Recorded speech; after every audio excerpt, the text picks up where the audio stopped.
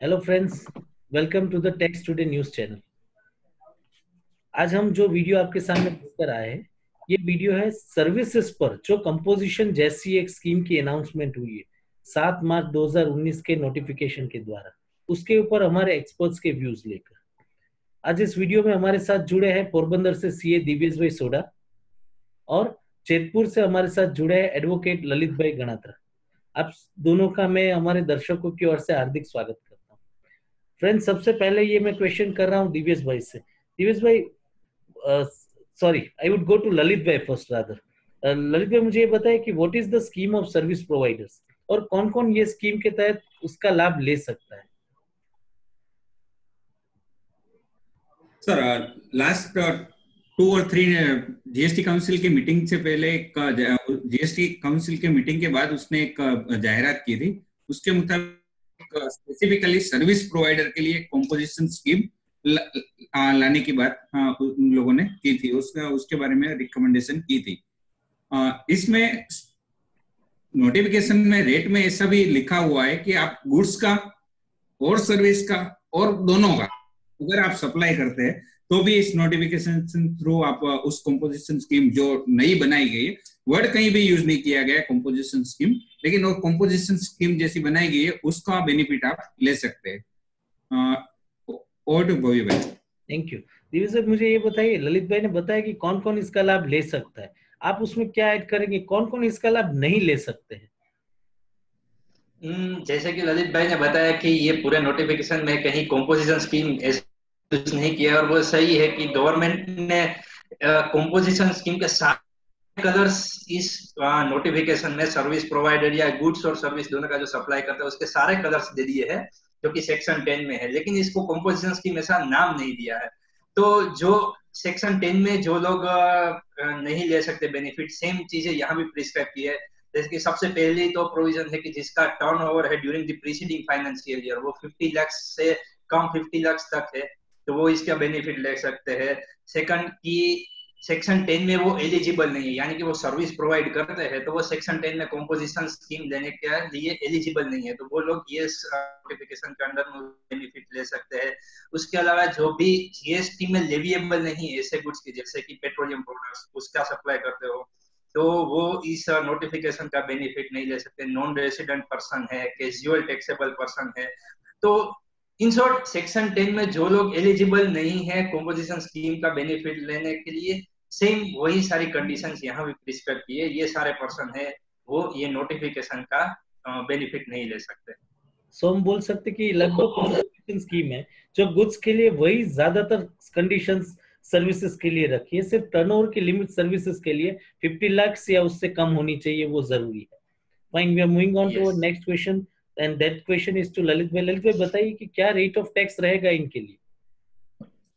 Sir, इसमें rate central का 3% और स्टेट का 3% रहेगा। इसमें आईजीएसटी की कोई क्वेश्चन नहीं आती, क्योंकि हम अगर एक भी का सप्लाई आउट ऑफ स्टेट करते हैं तो इस रेट का बेनिफिट हम नहीं ले सकते। सो सेंट्रल का 3% और स्टेट का 3%। और इसमें मैं एक और थिंग कर दूं, बिल ऑफ सप्लाई इश्यू करना है, इसका टैक्स कहीं भी डिस्प्ले नहीं करना है आपको, इंक्लूडिंग से ही आपको बिल बनाना है बिल ऑफ सप्लाई की तरह, ऐसा स्पेसिफिकली इस नोटिफिकेशन में दिया गया है। थैंक यू भाई। थैंक यू ललित भाई। दिव्येश भाई, मैं आपको एक क्वेश्चन करूंगा कि आरसीएम की लायबिलिटी कैसे रहेगी इन डीलर्स पर, इन सर्विस प्रोवाइडर्स पर रादर।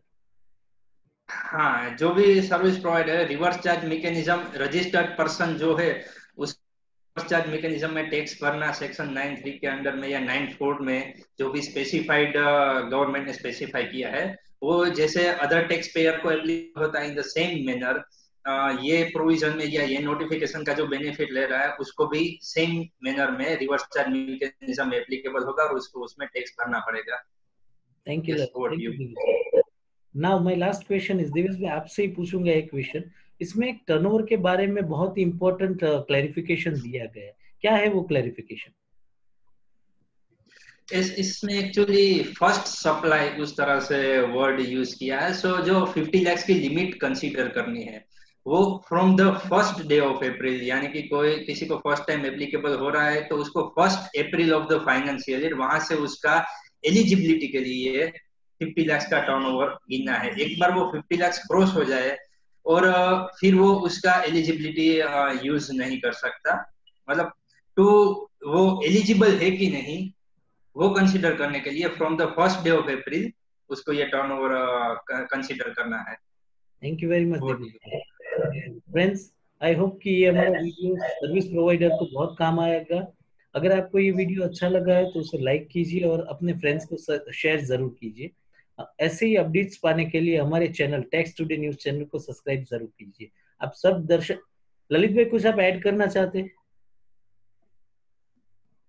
कुछ ऐड करना है आपको इसमें? सर या सर, मैं एक थिंग ऐड करना चाहूंगा। इस स्कीम का बेनिफिट लेने वाले बहुत कम निकलेंगे, क्योंकि इसमें स्पेसिफिकली आपको कंपोजिशन जैसा ही हो गया है कि आपको जो टर्नओवर हुआ उस पे आपको 6% पे करना, 3 और 3+3 उसको 6% पे करना है, वो अपने जेब से करना है, आप बिल में कलेक्ट नहीं कर सकते। तो ये नेगेटिव थिंग है और majority I think service provider इसमें जाना पसंद नहीं करेंगे। और तो आपके क्वेश्चन के ऊपर एक और क्वेश्चन ले लेता हूं मैं, जो क्वेश्चन जाएगा दिव्येश भाई को। दिव्येश भाई, चार्टर्ड अकाउंटेंट के तौर पर आप यूजुअली चार्टर्ड अकाउंटेंट्स रजिस्टर्ड होते हैं, तो अगर आप रजिस्टर्ड हो तो आप क्या पसंद करोगे, कंपोजिशन में जाना या कंपोजिशन में ना जाना?